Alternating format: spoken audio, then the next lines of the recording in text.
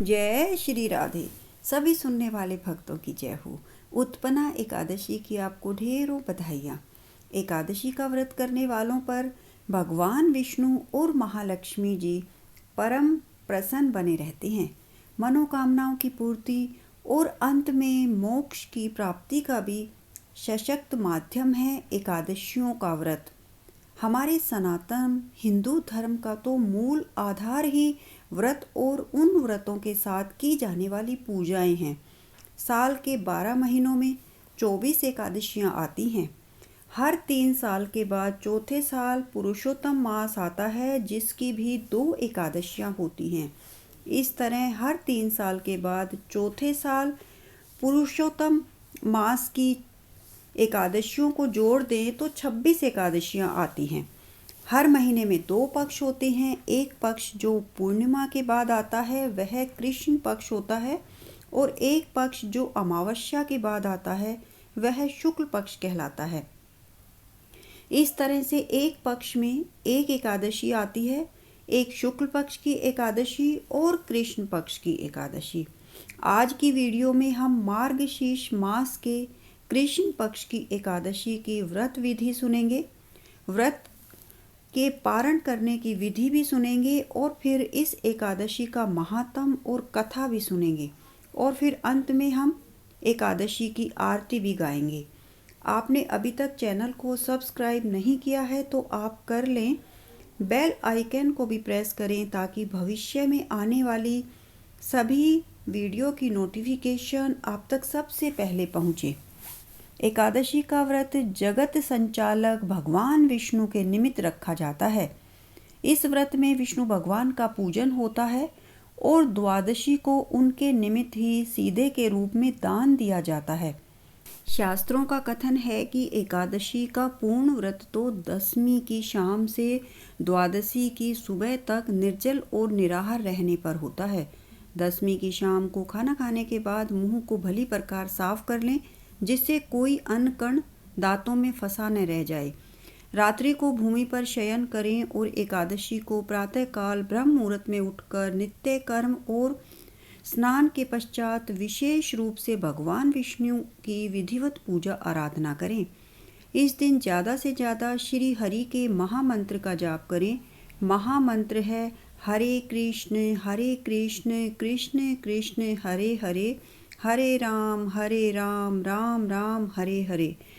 भगवान की कथाएं सुनने में, भजन करने में सारा दिन बिताएं। अपनी सभी इंद्रियों को भगवान की सेवा में लगाएं।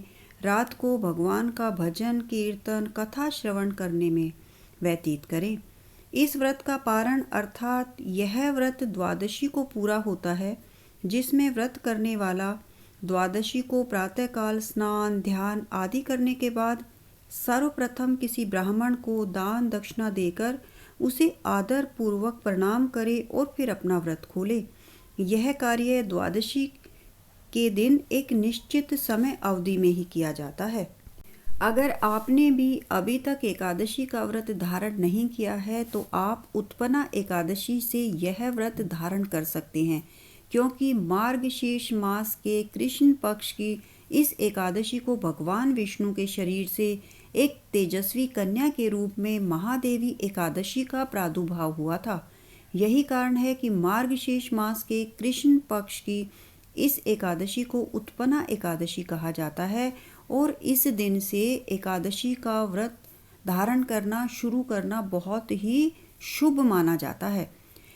नैमिषारण्य तीर्थ क्षेत्र में धर्म क्षेत्र में 88,000 ऋषि मुनि इकट्ठा हुए। ये सभी ऋषि मुनि पुराणों की कथाएं सुनना चाहते थे और धर्म के गूढ़ रहस्यों को जानना समझना चाहते थे। इन्होंने इन कथाओं को सुनाने के लिए वेद व्यास जी के शिष्य श्री सूत जी को चुना। अब श्री सूत जी ने सुनाना शुरू किया कि हे ऋषियों, द्वापर युग में धर्मराज युधिष्ठिर ने भगवान श्री कृष्ण से पूछा कि हे प्रभु, कृपया करके एकादशी के व्रतों की विधि, उनके महत्व तथा उनसे प्राप्त होने वाले फलों के बारे में विस्तार पूर्वक कुछ बतलाइए।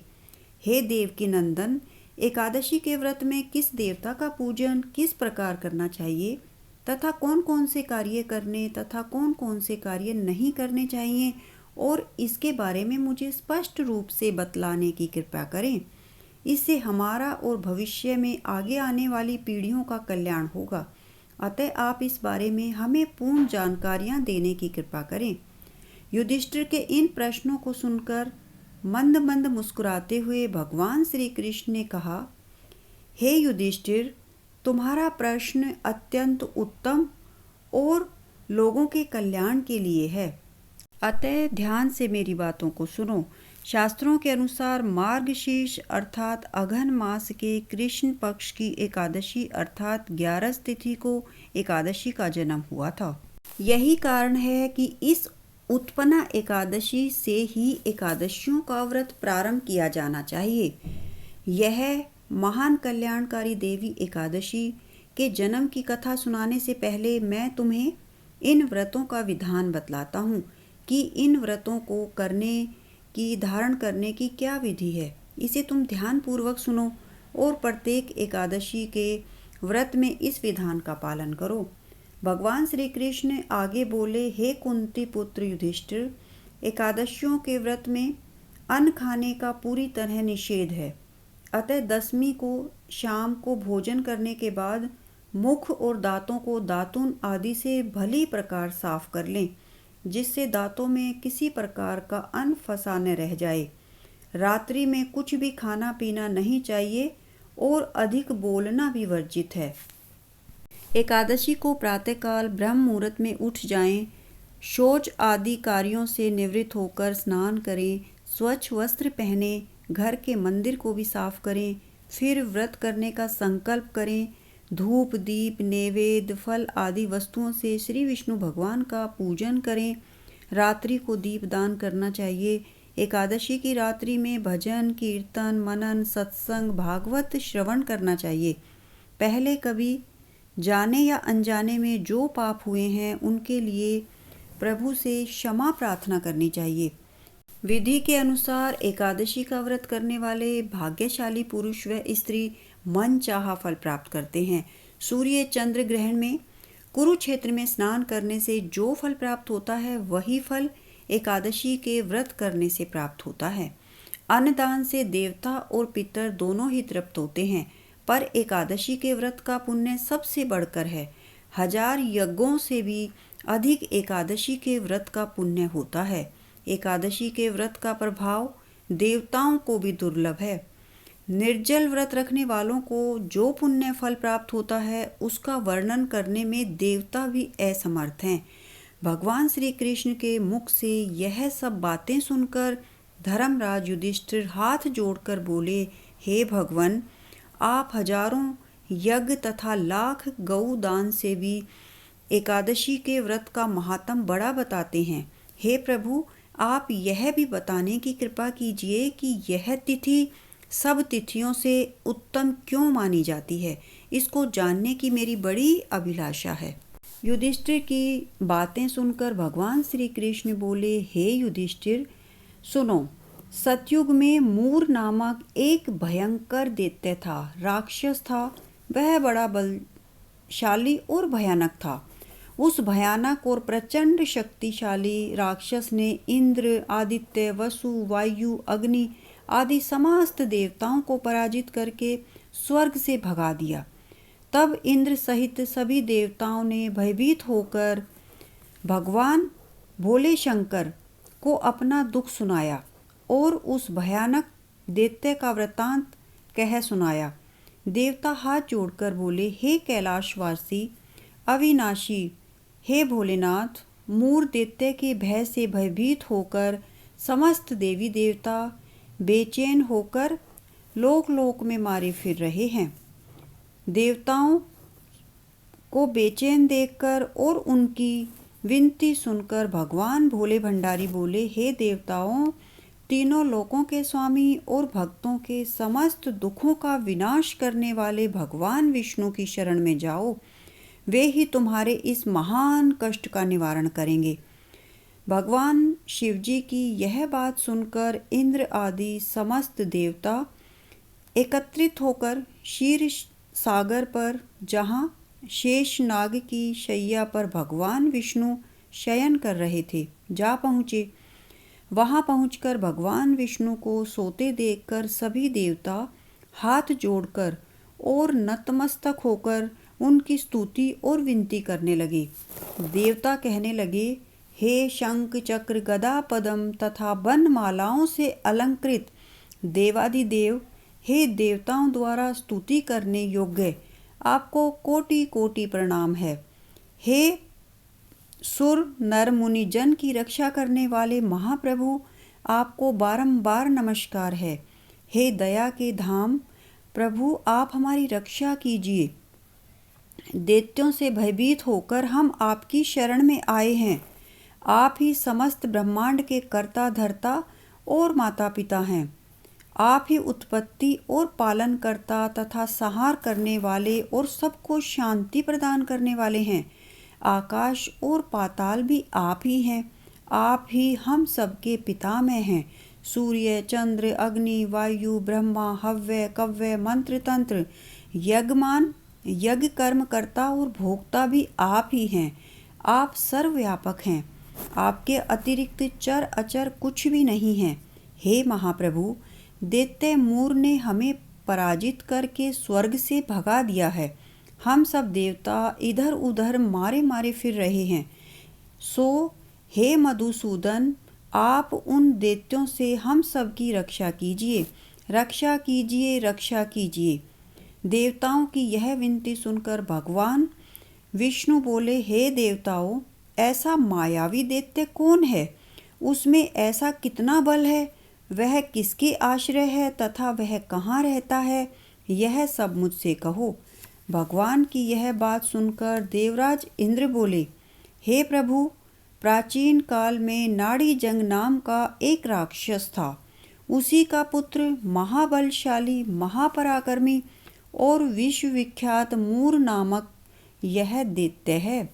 यह चंद्रावती नामक नगरी में रहता है। इस महाअसुर ने समस्त देवताओं को स्वर्ग से निकाल के अपना अधिकार कर लिया है। वह स्वयं इंद्र अग्नि वरुण कुबेर यम वायु ईश चंद्रमान आदि सब के स्थान पर अपना आधिपत्य जमाकर और स्वयं सूर्य बनकर प्रकाश कर रहा है। हे प्रभु, उस दैत्य का संहार करके हम सब देवताओं की रक्षा कीजिए। हम सब आपकी शरण में हैं।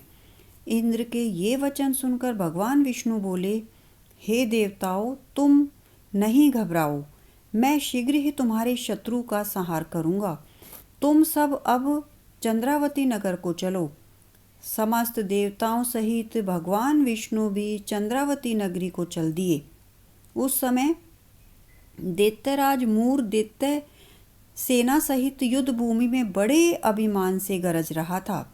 उस महाराक्षस की घोर गर्जना को सुनकर सब देवता भयभीत होकर चारों दिशाओं में भाग खड़े हुए। यह देखकर स्वयं भगवान रणभूमि में पहुंच गए। भगवान विष्णु को रणभूमि में देखकर दैत्य दल ने अनेक प्रकार के अस्त्र शस्त्रों से भगवान विष्णु पर प्रहार करना शुरू कर दिया। भगवान ने यह देखकर अपने तीखे बाण छोड़े, जो नागों की तरह से लहराते हुए जाकर राक्षसों के अंगों को बींधने लगे। सभी राक्षस उनके हाथों से मारे गए।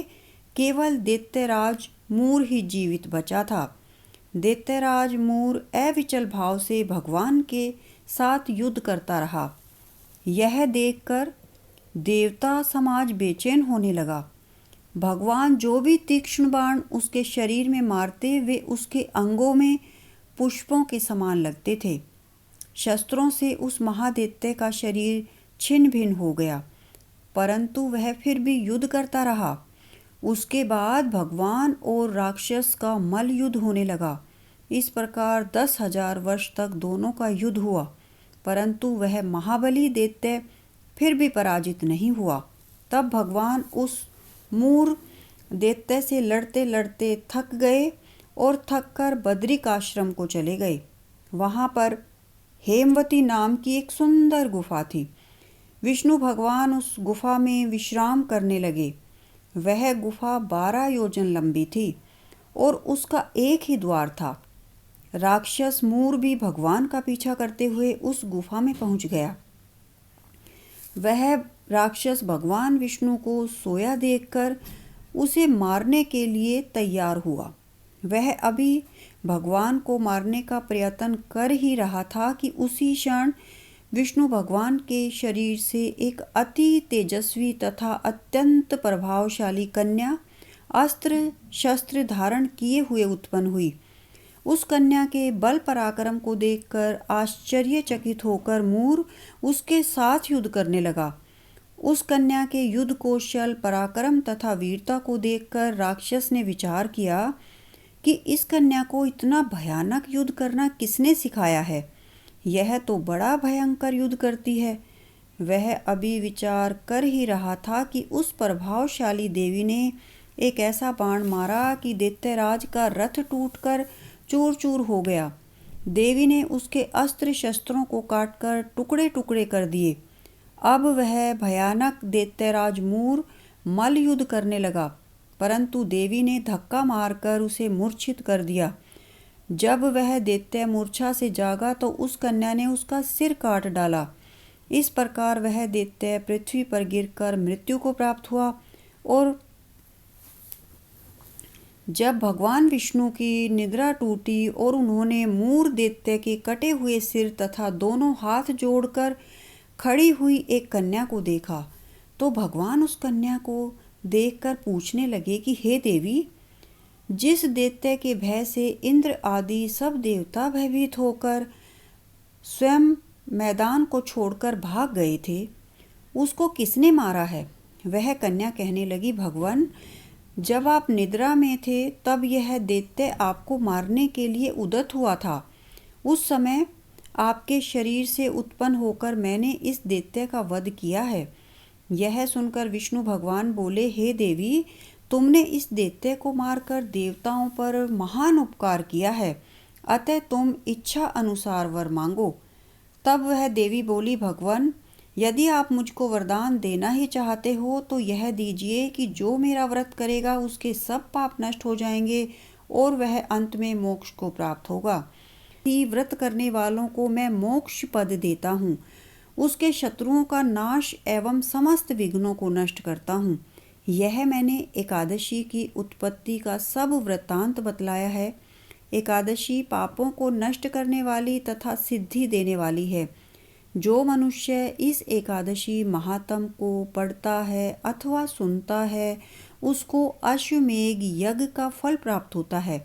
वह करोड़ों वर्ष तक विष्णु लोक में वास करता है और वहाँ भी उसका पूजन होता है। जो मनुष्य एकादशी महात्म को पढ़ता या सुनता है, उसके सभी पाप नष्ट हो जाते हैं। वैष्णव धर्म के समान अन्य कोई धर्म नहीं है और एकादशी व्रत के समान दूसरा व्रत नहीं है। एकादशी महात्म और एकादशी व्रत कथा समाप्त। बोलिए एकादशी की जय, एकादशी देवी की जय।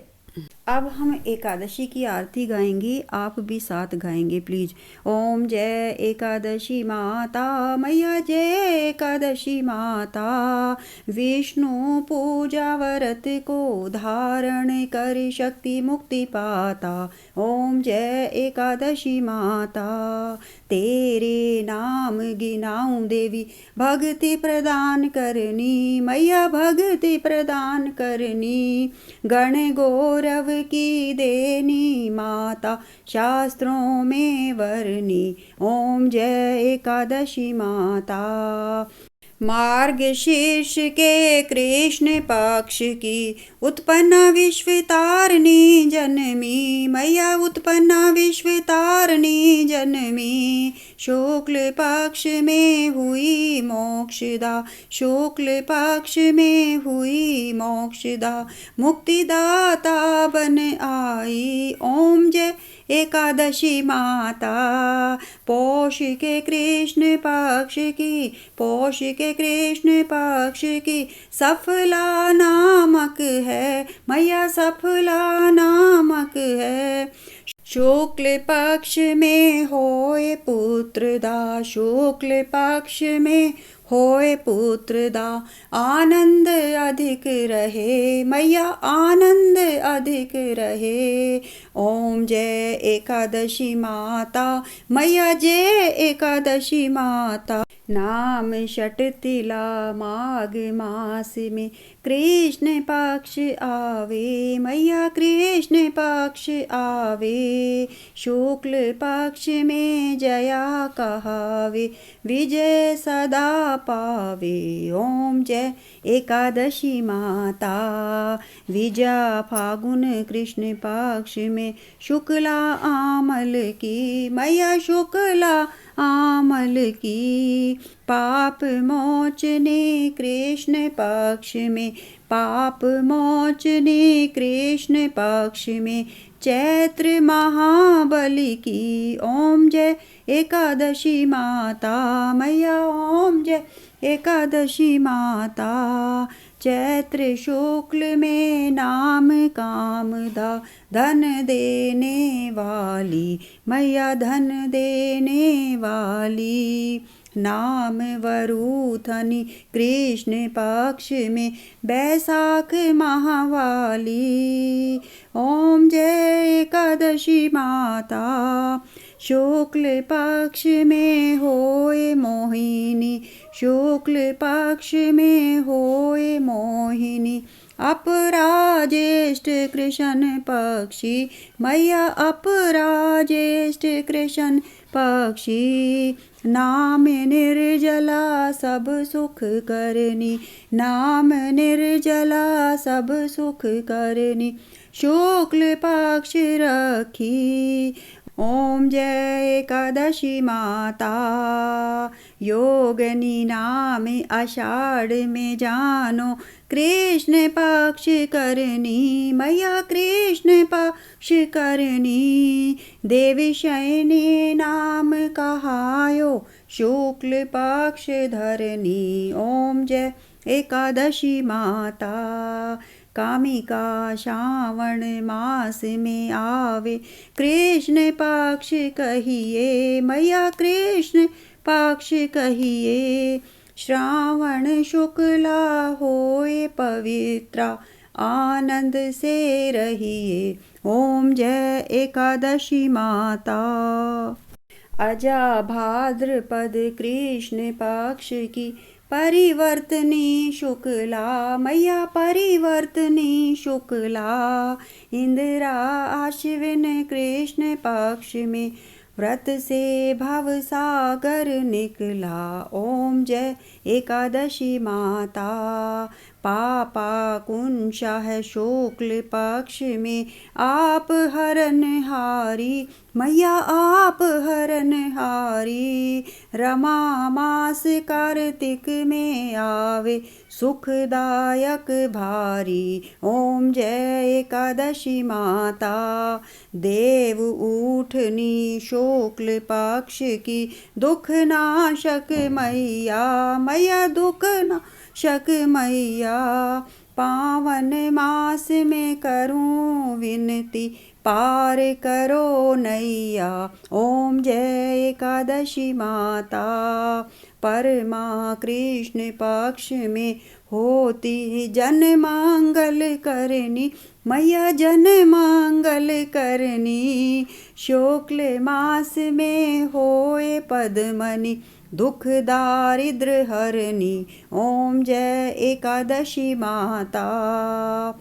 जो कोई आरती एकादशी की भक्ति सहित गाए, मैया भक्ति सहित गावे।